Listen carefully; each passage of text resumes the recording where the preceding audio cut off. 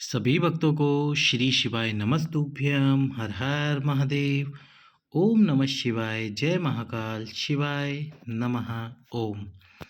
तो आज हम आपको बताने वाले हैं मार्गशीर्ष मंगलवार के उपाय। केवल और केवल मंगलवार के दिन ये उपाय किया जाता है। कल 3 दिसंबर मंगलवार के दिन कीजिए इस उपाय को। यदि कल ना कर सके तो आने वाले किसी भी मंगलवार को आप इस उपाय को जरूर कीजिए। आपकी जो कामना है वह अवश्य ही पूर्ण होगी। क्या करना है इसमें आपको एक धतूरा लेना है। अब जो धतूरा है उस धतूरे को आपको क्या करना है, फोड़ना है। और फोड़ने के बाद में उसके अंदर का जो पल्प वाला भाग है, जैसे कि हम आपको इसमें दिखाते हैं। जब आप धतूरे को फोड़ोगे और फोड़ने के बाद ये जो अंदर वाला हिस्सा आपको दिख रहा है, कौन सा वाला, ये वाला, ये जो अंदर का हिस्सा है इतना, ये और ये पूरे धतूरे के केवल इसी हिस्से का हमको काम है, इसी हिस्से की ज़रूरत है। ये जो इस ऊपर की स्किन है जिस पे कांटे लगे हुए हैं, ग्रीन कलर का ये जो पार्ट है, हरा पार्ट है, इसकी हमें आवश्यकता बिल्कुल भी नहीं। तो इस अंदर वाले भाग को आपको निकाल लेना है। साथ में एक कलश जल ले लेना है। अब ये सभी वस्तुओं को लेकर मंगलवार के दिन भगवान शंकर के मंदिर में पहुंच जाइए। शिव जी के मंदिर में जाकर सबसे पहले तो दक्षिण दिशा में पहुंचिए, उत्तर की तरफ मुख करिए और वो जो भाग है आपके पास धतूरे का, उस भाग को जब आपने फोड़ा, और इसको चाकू से काटना नहीं है, नाइफ से काटना नहीं है, इस बात का ध्यान रखना। उसको फोड़ना अपने हाथ से, और फिर यदि आपसे ना फूट पाए तो किसी वस्तु से उसको फोड़कर अंदर का भाग निकाल कर, यदि एक धतूरा मिले तो एक ले लेना, 3 मिले तो 3 ले लेना, 5 मिल जाए तो 5 ले लेना। जितने ज़्यादा धतूरे होंगे फ़ायदा आपको उतना ही अच्छा होगा, आपका उपाय उतनी जल्दी सफल होगा और आपकी कामना उतनी जल्दी पूर्ण होगी। उन धतूरे के जो हिस्सा है, अंदर का जो हिस्सा है, वो भगवान शंकर के शिवलिंग पे समर्पित कर देना, तुमरुकेश्वर महादेव के नाम से। कौन से महादेव? तुमरुकेश्वर महादेव। तुमरुकेश्वर महादेव के नाम से समर्पित करने के बाद में जो आपके पास में एक कलश जल है, इस जल को भी भगवान शंकर के शिवलिंग पे नहीं, जो आपने भाग समर्पित करा है, कौन सा वाला भाग, ये जो आपने भाग धतूरे के अंदर वाला पल्प वाला भाग समर्पित करा है, इस पल्प वाले भाग पर समर्पित करना है। और ये जब जल समर्पित करोगे तो तुमरुकेश्वर महादेव का नाम लो, और जो आपकी कामना है, जो आपकी मनोकामना है, जो भी आपकी इच्छा है, उस इच्छा को बोलते हुए भगवान शंकर के शिवलिंग पे जो आपने धतूरे का पल्प वाला भाग रखा है उस पे समर्पित कर दीजिए। जल्द से जल्द आपकी कामना पूर्ण होगी। केवल और केवल मंगलवार के दिन ये उपाय किया जाता है। यदि सुबह आप जाएंगे तो सुबह कर लीजिए, प्रदोष काल में जाए तो प्रदोष काल में इस उपाय को कीजिए। बाबा की कृपा आपके ऊपर ज़रूर होगी। दूसरे उपाय की तरफ चलते हैं हम। हमारे दूसरा जो उपाय है यह शूल टंकेश्वर महादेव वाला उपाय। कौन सा महादेव? शूल टंकेश्वर।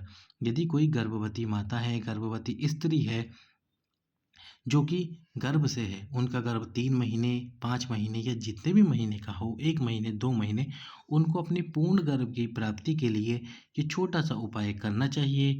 आप डॉक्टर को भी दिखाते रहिए और इस उपाय को भी कर लीजिए। बेलपत्री के वृक्ष के नीचे आपको एक धतूरा लेना है। उसके पहले वीडियो को लाइक करना है, चैनल को सब्सक्राइब करना है, वीडियो शेयर करना है। उस धतूरे के जो अंदर पल्प वाला भाग है, उस पल्प वाले भाग को लीजिए।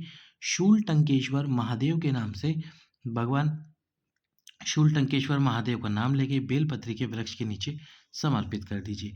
यदि आपको बेलपत्र का वृक्ष ना मिले तो शिव जी के शिवलिंग पे समर्पित करो शूल टंकेश्वर महादेव के नाम से, और फिर इस धतूरे वाले भाग पर, पल्प वाले भाग पर 3 बार शूल टंकेश्वर महादेव के नाम से जल समर्पित करो।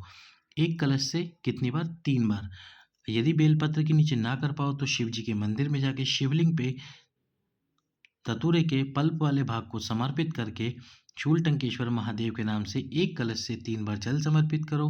केवल एक बार आपको ये उपाय करना है। बाबा की कृपा से और तुमरुकेश्वर महादेव, शूल टंकेश्वर महादेव की कृपा से आपको पूर्ण गर्भ की प्राप्ति होगी। तो इसलिए कीजिए इस उपाय को, बाबा की कृपा आपके ऊपर ज़रूर होगी। अगला जो उपाय है वो है रोग मुक्ति उपाय। रोग मुक्ति, आप जो डॉक्टर आपको दवाई बताते हैं उसका नियमित सेवन करें, और उसके साथ यदि आपको कोई रोग है तो उस रोग की समाप्ति के लिए ये छोटा सा उपाय ज़रूर करें। उपाय क्या है? तो उपाय इस प्रकार से, इसमें आपको 7 दुर्वा लेनी है, और 7 दुर्वा के साथ ही आपको लेना है एक बेलपत्र। अब ये 7 दुर्वा और एक बेलपत्र हाटकेश्वर और कुंदकेश्वर, कौन से महादेव? हाटकेश्वर और कुंदकेश्वर महादेव के नाम से भगवान शंकर के शिवलिंग पे समर्पित करनी है। कैसे करनी है वीडियो में देख सकते हैं। बेलपत्र आपको उल्टा समर्पित करना है, जो चिकना वाला भाग है वो ऊपर रखना है, शिव जी के तरफ नहीं रखना, और इसी के ऊपर 7 दुर्वा एक साथ, ये सभी वस्तुएं एक साथ समर्पित करनी है हाटकेश्वर और कुंदकेश्वर महादेव के नाम से। इसके बाद में ये जो 7 दुर्वा हैं और बेलपत्र, इनको उठाकर घर ले आइए। प्रतिदिन सुबह उठकर बिना पानी पिए, बिना किसी से बात किए, ये जो दुर्वा है एक एक दुर्वा चबा चबा कर खाना शुरू कर दीजिए। अंतिम 8वें दिन आपको खाना है बेलपत्र। बाबा की कृपा होगी, जो आपको रोग है, जो आपको तकलीफ है शरीर में, वह धीरे धीरे समाप्ति की ओर आ ही जाएगी। अब हम आपको बता रहे हैं एक और उपाय, और ये उपाय है मनोकामना पूर्ति उपाय। जिन भी माताओं बहनों की इच्छा है वंश की वृद्धि की, संतान की प्राप्ति की, वो माताएं बहनें इस उपाय को ज़रूर से ज़रूर करें। तो आप देख रहे हैं ये है सफ़ेद आंकड़े का पुष्प। आज आपको सफ़ेद आंकड़े के पुष्प की आवश्यकता नहीं है, सफ़ेद आंकड़े के पत्ती, यानी कि जो सफ़ेद आंकड़ा आता है उसमें जो पत्ती लगी हुई होती है, उन पत्तियों की आवश्यकता। और ये कितनी पत्तियां चाहिए आपको? कुल 108 पत्तियां, कुल 108 सफ़ेद आंकड़े के वृक्ष की पत्तियां चाहिए। इन पत्तियों से आपको बनानी है एक माला। कौन सी माला? एक माला बनानी है। अब ये जो सफ़ेद आंकड़े के वृक्ष की पत्तियां हैं, इसमें आपको क्या करना है? तो जो आंकड़े के 107 पत्ते हैं, 107 पत्तों पर चंदन से आपको लिखना है सीताराम। क्या लिखना है? चंदन से सीताराम। कोई सा भी चंदन हो उससे आपको लिख देना है प्रत्येक पत्ते पर सीताराम। एक पत्ते पर आपको सीताराम नहीं लिखना, उस पत्ते को खाली छोड़ देना। जैसे ये पत्ता हो गया, इसको आपको खाली छोड़ देना। और एक बात, जब आप चंदन से सीताराम लिख रहे हो, जैसे ही पत्ते पर चंदन से सीताराम लिखोगे, तुमरुकेश्वर महादेव का नाम जरूर स्मरण करना और आपकी कामना बोलना। चंदन से सीताराम लिख के तुमरुकेश्वर महादेव का नाम लो। इसके बाद में आपको 107 बार तुमरुकेश्वर महादेव का नाम ले लोगे आप, और 107 बार चंदन से 107 पत्तों पे सीताराम लिख दोगे। अब ये जो पत्ता है, अब आपको क्या करना है? इस पत्ते को, कौन सा वाला पत्ता जिस पे आपने कुछ भी नहीं लिख रखा, उस पत्ते को आपको, और ये कार्य आपको मंगलवार के दिन करना है, उस पत्ते को आपको रखना है आपके हाथ पर। और कौन से हाथ पर रखना है? सीधे हाथ पर। सीधे हाथ पर उस पत्ते को रखो। इस सीधे हाथ पर पत्ते को रखने के बाद उल्टा हाथ इसके ऊपर रख दो, पत्ते के ऊपर। तुम रुकेश्वर महादेव का स्मरण करो, शिव पार्वती का स्मरण करो, और उसके बाद में आपकी जो कामना है, और वो कामना कौन सी है? पुत्र संतान कामना की।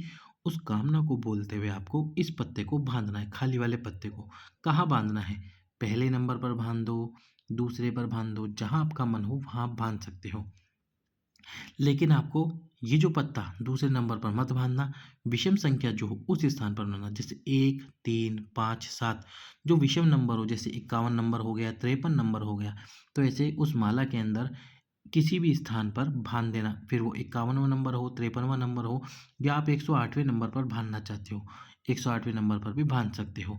ये अपवाद स्वरूप है, 108वें नंबर पर आप बांध सकते हो। इसके अलावा जो भी विषम संख्या आवे, 2, 4, 5, 6, 7, 2, 4, 5, 6, 8, 10, 12, उस पर मत बांधना। लेकिन 108वें नंबर पर पत्ता बांधना चाहो तो बांध सकते हो।